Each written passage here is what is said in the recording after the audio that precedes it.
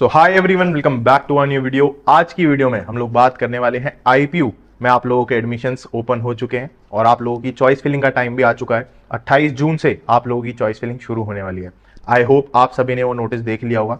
3 जुलाई तक choice filling चलने वाली है, तो इसको अच्छे से भर देना। किसी तरीके की कोई दिक्कत परेशानी आ रही हो तो आपका भाई आपके लिए बैठा है। आप कभी भी मैसेज कर सकते हो, नहीं तो कमेंट कर सकते हो। और हाँ यार, एक रिक्वेस्ट है आपसे, अगर इंस्टाग्राम पे मैसेज करते हो तो प्लीज फॉलो करके मैसेज किया करो, जिससे मेरे को आपका मैसेज दिख जाए। नहीं तो मेरे को आपका मैसेज नहीं दिखता। मैंने कल देखी 250 मैसेजेस मेरे पास इंस्टाग्राम पे पड़े हुए हैं, मैं कैसे सबका रिप्लाई करूं। तो उससे बेटर ये है कि आप फॉलो कर लो। फॉलो करने के बाद मेरे फॉलोअर्स में आ जाओगे तो आपका मैसेज मेरे को दिख जाया करेगा। अब बात करते हैं आईपीयू काउंसलिंग के बारे में। काफी सारे स्टूडेंट्स को डाउट आ रहा था कि भैया डॉक्यूमेंट्स क्या क्या चाहिए होंगे, किस तरीके से डॉक्यूमेंट सबमिशन होगा हमारा। तो आपको मैं अच्छे से समझा देता हूँ। सबसे पहले आप लोग सीट लोगे, आप काउंसलिंग में सबसे पहले चॉइस फिलिंग भरोगे, फिर अपनी सीट एक्सेप्ट करोगे। सीट एक्सेप्ट करने के बाद आप लोगों को जो प्रोसेस है वो होगा ऑनलाइन रिपोर्टिंग का। ऑनलाइन रिपोर्टिंग में आप लोगों को अपने सारे डॉक्यूमेंट्स अपलोड करने होते हैं और वो सारे अपलोडेड डॉक्यूमेंट्स ही आपको फिजिकल रिपोर्टिंग में दिखाने होते हैं। फिजिकल रिपोर्टिंग कब होती है? जब आपका कॉलेज खुल जाता है उसके बाद। ठीक है, अब सारे डॉक्यूमेंट्स के बारे में बात करते हैं नंबर वाइज। और कॉपी पेन ले लो, फटाफट से जाके ले आओ वीडियो को पॉज करके, और जो भी मैं डॉक्यूमेंट्स कह रहा हूँ वो लिखवा लेना।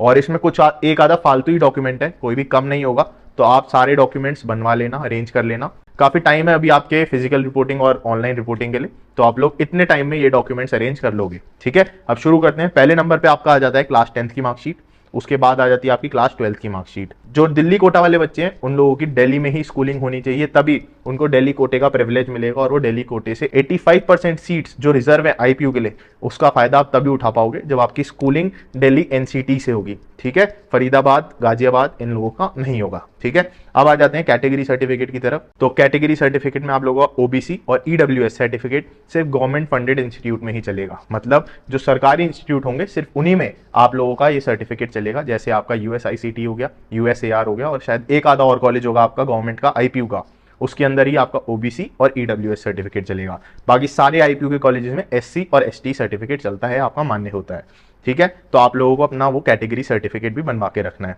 और हाँ, ओबीसी ईडब्ल्यूएस का जो सर्टिफिकेट है वो 1 अप्रैल 2024 के बाद बना हुआ होना चाहिए। ठीक है, इस चीज को ध्यान रखना। इसके बाद आ जाते हैं कैंसिल चेक की तरफ। अब कैंसिल चेक क्या चीज है? तो कैंसिल चेक में आपको अपने जिस भी अकाउंट से आप अपनी फीस भरोगे, सीट एक्सेप्टेंस के लिए जो अमाउंट दोगे, उस बैंक का आपको चेक लेना है और चेक को ऐसे बीच में से काट देना है। ठीक है, उसके ऊपर डेट लिखनी है और अपने सिग्नेचर कराने हैं जो भी अकाउंट होल्डर है उसकी।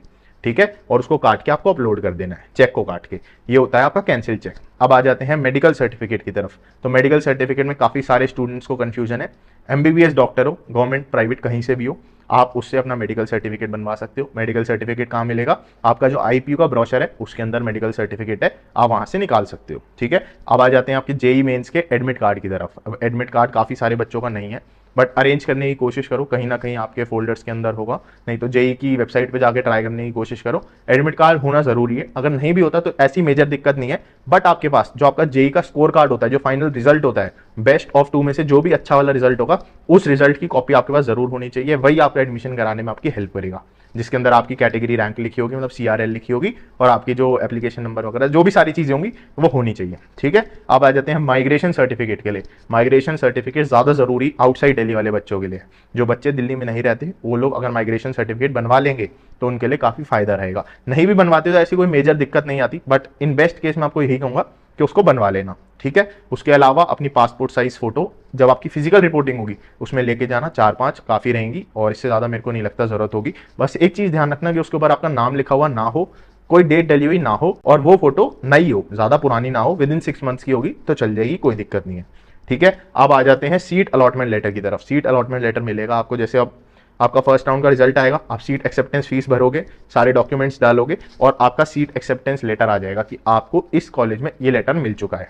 ठीक है, अब इसके अंदर भी क्या होता है, जब आपको लेटर मिलता है ना, तो हो सकता है आपको किसी और कॉलेज में एडमिशन मिला हो पहले राउंड में, बट धीरे धीरे धीरे वो अपग्रेड हो जाएगा। तो जो भी आपका सीट फाइनल कॉलेज का एडमिशन लेटर होगा, मतलब लास्ट कॉलेज का जो लेटर होगा, वो आप लोगों को चाहिए होगा अपने उस फिजिकल रिपोर्टिंग में। नहीं तो अभी के लिए जो फर्स्ट राउंड में आपका लेटर आएगा उसका आप स्क्रीनशॉट लेके रख सकते हो, और उसका प्रिंट निकालने के लिए उसको डाउनलोड भी कर सकते हो। ठीक है, अब आ जाते हैं फीस रिसिप्ट पे। जब आप अपना आईपीयू का फॉर्म भर दोगे, फीस भर दोगे, उसके बाद एक रिसिप्ट आएगी कि इतना बैलेंस आपका जमा हो चुका है, तो उसकी भी आपको एक कॉपी निकाल के रखनी है। मतलब उसका भी आपको प्रिंट आउट निकालने के लिए डॉक्यूमेंट सेव करना है।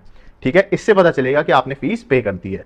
अब आ जाते हैं जेई के रिजल्ट कार्ड की तरफ। मैंने आपको बता दिया कि उसको लेके जाना है। एडमिट कार्ड भले 1% ना हो, लेकिन रिजल्ट का स्कोर कार्ड जो होता है वो जरूर आपके पास होना चाहिए।